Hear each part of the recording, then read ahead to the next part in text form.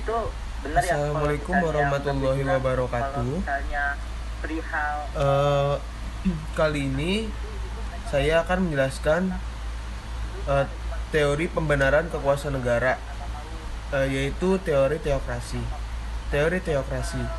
Teori ini beranggapan bahwa tindakan penguasa atau negara selalu benar, sebab negara itu hasil ciptaan Tuhan, baik secara langsung maupun tidak langsung. Secara langsung, penguasa itu berkuasa karena menerima wahyu dari Tuhan. Secara tidak langsung, penguasa berkuasa karena adanya kodrat Tuhan. Contoh dari teokrasi langsung. Yang pertama, yang berkuasa di dalam negara adalah Tuhan secara langsung. Yang kedua, adanya negara atas kehendak Tuhan dan yang memerintah adalah Tuhan. Yang ketiga, sebelum Perang Dunia Kedua, rakyat Jepang mengakui rajanya sebagai anak Tuhan. Yang ketiga, di Tibet ada Panchen Lama dan Dalai Lama yang menanamkan dirinya sebagai Tuhan, yang merebutkan mahkota kerajaan Tibet. Yang terakhir, di Mesir kuno, Fir'aun mengklaim dirinya sebagai Tuhan. Lalu yang terakhir, ada teori-teori dari tokoh teokrasi. Yang pertama ada Friedrich. Assalamualaikum warahmatullahi wabarakatuh. Kali ini saya akan menjelaskan teori teokrasi, yaitu dari teori kekuasaan negara, yaitu teori teokrasi. Apa itu teori teokrasi? Teori teokrasi adalah teori yang beranggapan bahwa tindakan penguasa atau negara selalu benar. Mengapa? Karena negara itu hasil dari ciptaan Tuhan, baik secara langsung maupun tidak langsung. Secara langsung, penguasa itu berkuasa karena menerima wahyu dari Tuhan. Secara tidak langsung, penguasa berkodrat karena Tuhan. Contoh dari teori teokrasi langsung. Yang pertama, yang berkuasa di dalam negara adalah Tuhan secara langsung. Yang kedua, adanya negara atas kehendak Tuhan dan yang memerintah adalah Tuhan. Di sini ada beberapa tokoh yang berpendapat yang menyatakan tentang teori teokrasi langsung. Yang pertama dari Friedrich Hegel. Friedrich Hegel menyatakan bahwa teokrasi langsung adalah the march of God in the world. Teokrasi langsung berupa perilaku Tuhan di dunia. Yang kedua dari Nicola Machiavelli, yang dikenal sebagai Il Principe. Dia menyatakan bahwa teori teokrasi langsung adalah raja harus kuat dan tahu cara mengatasi segala kekacauan yang dihadapi negara. Ia dapat mempergunakan segala alat yang menguntungkan baginya. Jika perlu, alat yang digunakan boleh melanggar peri kemanusiaan. Demi mencapai tujuan, segala cara dapat digunakan. Tujuan menghalalkan segala cara. Yang terakhir dari Friedrich Julius Stahl. Di dalam teori perjanjian, setidaknya ada 3 pakar yang mengutarakan argumennya mengenai teori tersebut. Di antaranya yaitu Thomas Hobbes, John Locke, dan Jean-Jacques Rousseau. Menurut Thomas Hobbes, untuk melindungi masyarakat, maka diadakan perjanjian untuk membuat kelompok antara rakyat dan rakyat itu sendiri, atau biasanya yang disebut dengan Pactum Unions. Kemudian perjanjian tersebut diserahkan kepada kedaulatan antara wakil rakyat dengan raja, atau yang biasa disebut dengan Pactum Subjectionis. Akibat adanya Pactum Subjectionis, maka raja berkuasa mutlak sehingga negara yang dihasilkan dari konstruksi ini disebut monarki absolut.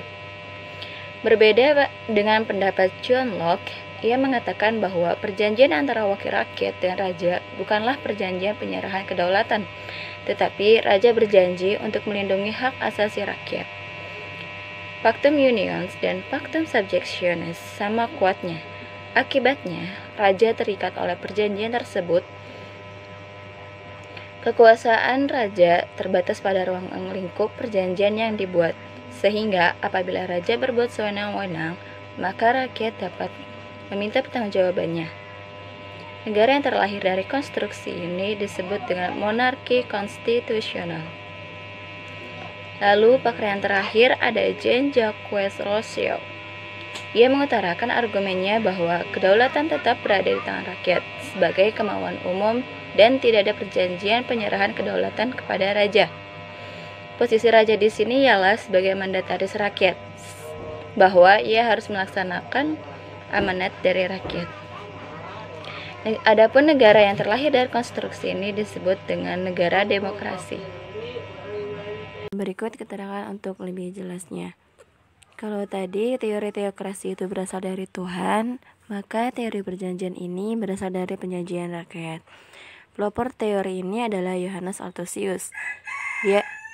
Dia mengatakan bahwa kekuasaan itu berasal dari rakyat dan bukan lagi dikatakan berasal dari Tuhan, melainkan dari alam kodrat. Kemudian kekuasaan yang ada pada rakyat ini diserahkan kepada seseorang yang disebut raja. Untuk apa perjanjian itu diserahkan kepada raja? Yaitu untuk menyelenggarakan kepentingan masyarakat. Nah, tentang penyerahan kekuasaan dari rakyat kepada raja ini, dalam teori hukum alam sendiri terdapat perbedaan-perbedaan pendapat, antara lain. Yang pertama yaitu pendapat dari Thomas Hobbes. Menurut Thomas Hobbes bahwa ia beranggapan kehidupan manusia sebelum adanya negara terdapat dalam keadaan alamiah. Keadaan alamiah itu keadaan belum adanya hukum dan pemerintahan di dalamnya. Dan tentu saja menurut Thomas, keadaan seperti ini bukanlah keadaan yang aman dan sejahtera, namun sebaliknya, keadaan alamiah merupakan keadaan yang kacau karena tidak adanya hukum dan pemerintahan di dalamnya. Kondisi ini sering disebut sebagai kondisi homo homini lupus, yang artinya manusia menyerang manusia lainnya, dan juga sering disebut sebagai omnium bellum contra omnes, yaitu semua melawan semua. Nah, dari keadaan alamiah tersebut, masyarakat berusaha membuat kesepakatan agar keadaan menjadi tertib. Hal ini bermakna perjanjian bersama antara individu dalam masyarakat, yang kemudian perjanjian tersebut diserahkan kepada seseorang atau badan yang disebut dengan negara. Sehingga negara dalam hal ini bersifat absolut. Nah, sedikit berbicara mengenai biografi Thomas Hobbes. Ia adalah ahli pemikir besar tentang negara dan hukum dari Inggris. Ia hidup sekitar tahun 1588 sampai 1679. Berarti usianya kisaran 91 tahun. Ia adalah seorang filsuf Inggris yang beraliran empirisme. Dan dia juga hidup dalam masa sistem pemerintahan yang absolut di bawah kekuasaan Charles I dan Charles II di Inggris. Juga demikianlah keadaan sistem pemerintahan di beberapa negara lainnya, seperti di Spanyol di bawah kekuasaan Raja Philip II, juga Prancis keadaan sistem pemerintahan absolutisme. Nah, sistem pemerintahan inilah yang dibela oleh Thomas Hobbes. Dalam arti, Thomas Hobbes menerima keadaan dan kenyataan itu sebagai suatu keadaan dan kenyataan yang sewajarnya. Maka kemudian ini diterangkan dan diberi dasar-dasar hukumnya untuk menguatkan keadaan dan kenyataan tersebut. Lalu pendapat yang kedua yaitu dari John Locke. Nah, kalau tadi Thomas Hobbes itu beranggapan bahwa keadaan alamiah itu sebagai keadaan yang kacau, justru John Locke ini berpandangan bahwa keadaan alamiah sebagai suatu keadaan yang damai, penuh komitmen dan saling menolong antar individu di dalam kelompok masyarakat. Ia berpandangan bahwa keadaan ideal tersebut memiliki potensi terjadinya kekacauan lantaran tidak adanya hukum dan organisasi yang mengatur kehidupan mereka. Di sini, peran negara sangat penting untuk menghindari konflik antar warga negara. Pada alasan inilah negara mutlak didirikan. Penyerahan warga negara untuk menjamin kondisi alamiah yang ideal inilah yang disebut dengan Pactum Unions. Nah, sedikit berbicara mengenai biografi dari John Locke. Ia adalah seorang ahli pemikir besar tentang negara dan hukum di Inggris. Ia juga hidup pada tahun 1632 sampai 1704 di bawah kekuasaan pemerintahan William III. Nah, sifat pemerintahan pada saat itu ialah monarki yang sudah agak terbatas, dan memang demikian bahwa seluruh ajaran John Locke, terutama ajarannya tentang negara dan hukum, berhubungan langsung dengan dan mengandung gambaran yang jelas serta bersifat pembenaran pemerintahan monarki terbatas yang diciptakan oleh William III bersama permaisurinya, yaitu yang bernama Mary. Nah, ajaran John Locke tentang negara dan hukum nantinya akan merupakan jembatan antara pemikiran tentang negara dan hukum pada abad ke-17 dengan pemikiran tentang negara dan hukum pada abad ke-18. Dengan demikian, hukum alam pada abad ke-17 mengalami suatu pertumbuhan serta perkembangan yang sama sekali lain daripada pertumbuhan serta perkembangan yang semula. Hal ini disebabkan karena adanya faktor-faktor yang terletak di luar objek dari pikiran yang sebenarnya di luar pikiran yang abstrak. Nah, lalu yang ketiga ada pendapat dari J.J. Rousseau atau Jean-Jacques Rousseau yang menyatakan bahwa kekuasaan itu ada pada masyarakat. Kemudian, dengan melalui perjanjian masyarakat, kekuasaan itu diserahkan kepada raja. Ingat, yang diserahkan di sini ialah kekuasaannya, bukan kedaulatannya ya. Jadi, mula-mula kekuasaan itu ada pada rakyat. Kemudian, oleh masing-masing orang ini, kekuasaan tersebut diserahkan kepada masyarakat sebagai satu kesatuan, dan seterusnya dengan melalui perjanjian masyarakat. Nah, kekuasaan tersebut diserahkan kepada raja. Jadi, penyerahan kekuasaan atau perjanjian masyarakat di sini sifatnya bertingkat. Nah, sedikit biografi dari J.J. Rousseau. Dia adalah seorang ahli pemikir besar tentang negara dan hukum dari Swiss. Dia hidup sekitar tahun 1712 sampai 1778. Ya, kadang-kadang di Prancis, kadang-kadang di Swiss. Nah, dari ajaran Rousseau ini nanti yang terpenting adalah idenya tentang kedaulatan rakyat.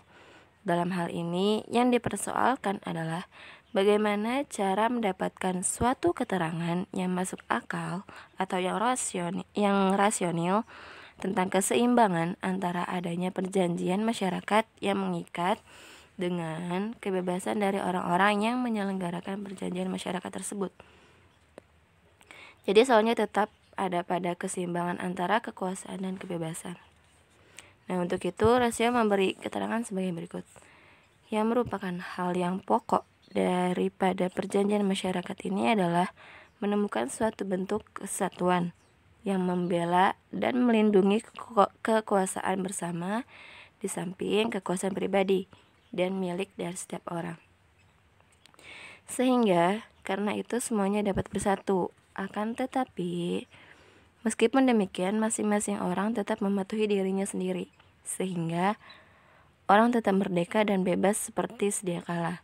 Nah, pikiran inilah yang menjadi dasar daripada semua pendapat-pendapat atau ajaran-ajaran selanjutnya. Assalamualaikum warahmatullahi wabarakatuh.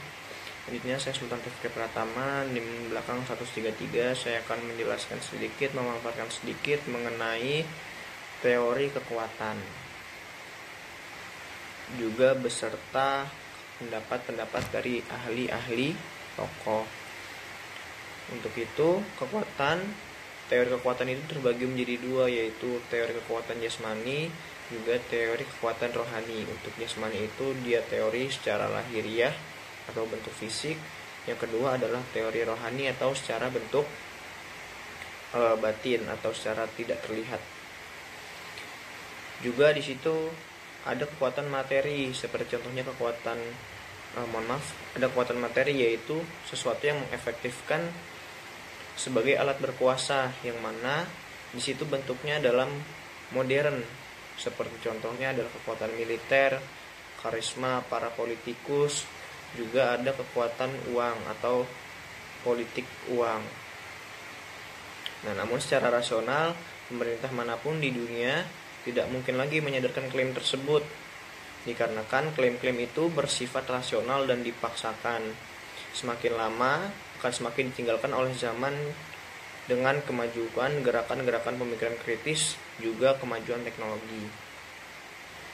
Nah, yang selanjutnya itu ada pendapat-pendapat dari para ahli, yaitu ada Machiavelli, Max Weber, juga ada di situ dari John Locke.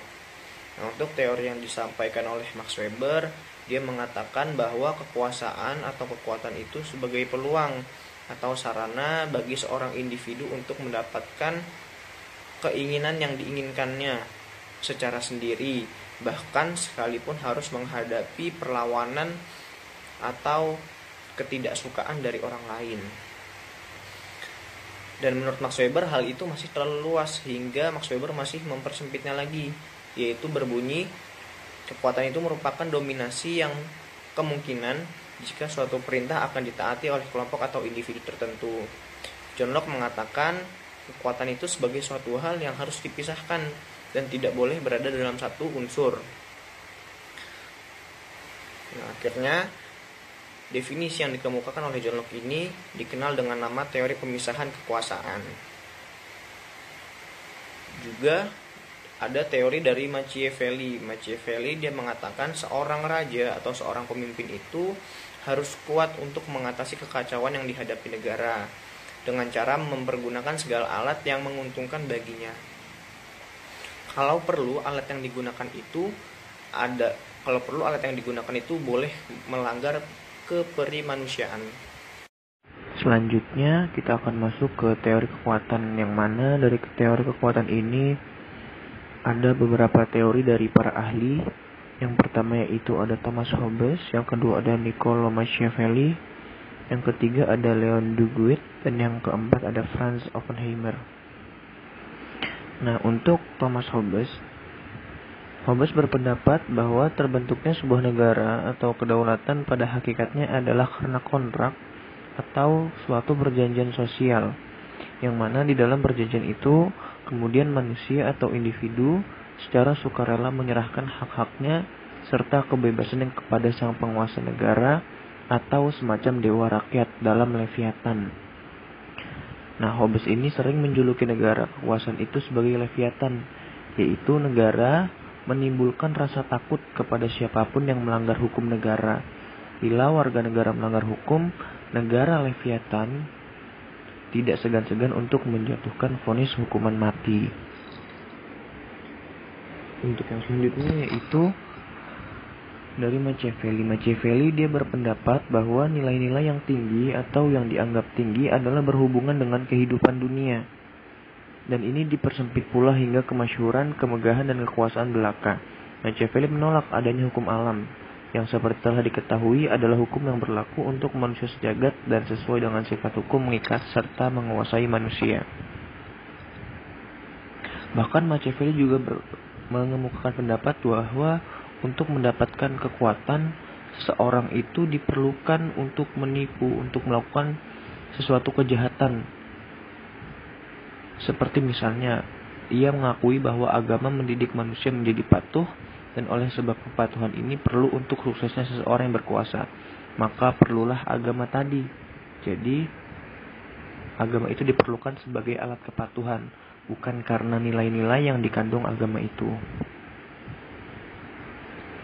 Yang selanjutnya, Leon Duguid juga berpendapat bahwa seseorang dapat memaksakan kehendaknya terhadap orang lain karena ia memiliki kelebihan atau keistimewaan dalam bentuk fisik, kecerdasan, ekonomi, dan agama. Dan juga Leon Duguid di dalam bukunya yang berjudul Trade the Droid Constitutional, di mana seorang Leon Duguid memberikan keterangan dan negara yang bersifat realistis. Dia mengakui adanya hak subjektif atau kekuasaan, juga menolak ajaran yang menyatakan bahwa negara dan kekuasaan itu adanya atas kehendak Tuhan. Dia menolak ajaran mengenai adanya perjanjian masyarakat di mana pada akhirnya membentuk negara. Dia juga berpendapat bahwa kebenaran itu bersifat mutlak dan orang-orang kuat memaksakan kemauannya terhadap orang-orang yang lemah Dan orang-orang kuat di sini adalah mereka yang mempunyai kekuasaan yang baik, berasal dari fisik, ekonomi, kecerdasan, dan lain sebagainya. Dan yang selanjutnya ada pendapat dari Franz Oppenheimer. Franz Oppenheimer di dalam bukunya yang berjudul Die Sech, dia tuliskan bahwa negara adalah merupakan suatu alat yang kuat dan digunakan untuk melaksanakan apa yang disebut dengan ketertiban masyarakat, di mana pelaksanaan ini dari golongan yang kuat pada golongan yang lemah, di mana bermaksud untuk menyusun dan membela kekuasaan dari golongan yang kuat itu. Dia juga menyatakan bahwa kepada orang-orang dari luar dan dalam negeri negara tersebut juga diberlakukan hal yang sama. Tujuan terakhirnya adalah penghisapan ekonomis terhadap golongan yang lemah oleh golongan yang kuat. Assalamualaikum warahmatullahi wabarakatuh. Saya Mardian Rahman dari kelompok 7 Ilmu Negara akan melanjutkan pembahasan teori pembenaran kekuasaan negara. Di antaranya yaitu teori etika. Menurut Plato dan Aristoteles, manusia tidak memiliki arti dalam hidupnya apabila tidak bernegara, karena negara merupakan hal mutlak. Maka segala tindakan yang dilakukan negara dapat dibenarkan. Ada pula menurut Immanuel Kant, tanpa negara manusia tidak dapat tunduk pada hukum-hukum yang ada, karena negaralah yang menjalankan hukum-hukum tersebut. Selanjutnya, teori absolut. Menurut Friedrich Hegel, manusia mutlak hidup dalam suatu negara karena manusia bertujuan untuk kembali kepada cita-cita yang absolut, yaitu negara sendiri. Tindakan negara dibenarkan karena negara adalah yang dicita-citakan oleh manusia itu sendiri. Yang terakhir yaitu teori psikologi. Alasan pembenaran kekuasaan negara adalah berdasarkan pada unsur psikologi manusia. Jadi orang membentuk negara karena secara psikologis memang dibutuhkan untuk memberikan rasa aman, tentram. Ini saya akan melanjutkan materi tentang teori pembenaran kekuasaan negara. Dan sebelum saya melanjutkannya, saya akan mengulas sedikit poin-poin materi yang teman saya barusan sampaikan. Sebuah negara tentu memiliki suatu sistem pemerintahan yang berdaulat dan disegani di dunia. Teori pembenaran hukum dari negara atau teori penghalalan tindakan penguasa atau Rechtfertigung Theorien membahas tentang dasar-dasar yang dijadikan alasan sehingga tindakan penguasa negara dapat dibenarkan. Secara nyata, negara itu memiliki kekuasaan sebagaimana legitimasinya kekuasaan itu. Legitimasi itu penerimaan dan pengakuan masyarakat terhadap hak moral pemimpin untuk memerintah, membuat, dan melaksanakan keputusan politik. Itu pengertian dari legitimasi. Ada 4 macam teori perihal legitimasi kekuasaan. Yang pertama, ada pembenaran negara dari sudut ketuhanan atau theocracy atau teokrasi. Yang kedua, pembenaran negara dari sudut kekuatan. Dari sudut kekuatan ini meliputi kekuatan jasmani, kekuatan rohani, kekuatan materi, maupun kekuatan politik. Dan yang ketiga, ada pembenaran negara dari sudut hukum.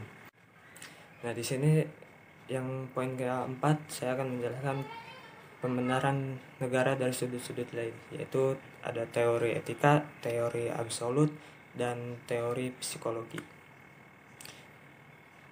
Nah, dari teori etika atau etis, menurut teori ini, negara itu ada karena suatu keharusan susila. Ada 3 pendapat dari teori ini. Yang pertama, dari pendapat Plato dan Aristoteles. Mereka berkata manusia tidak memiliki arti dalam hidupnya apabila tidak bernegara, karena negara merupakan hal yang mutlak. Tidak ada negara, tidak akan ada manusia. maka segala tindakan negara dapat dibenarkan. Kekuasaan yang mutlak ini dibutuhkan dengan tujuan mendidik warganya dengan nilai-nilai moral yang rasional.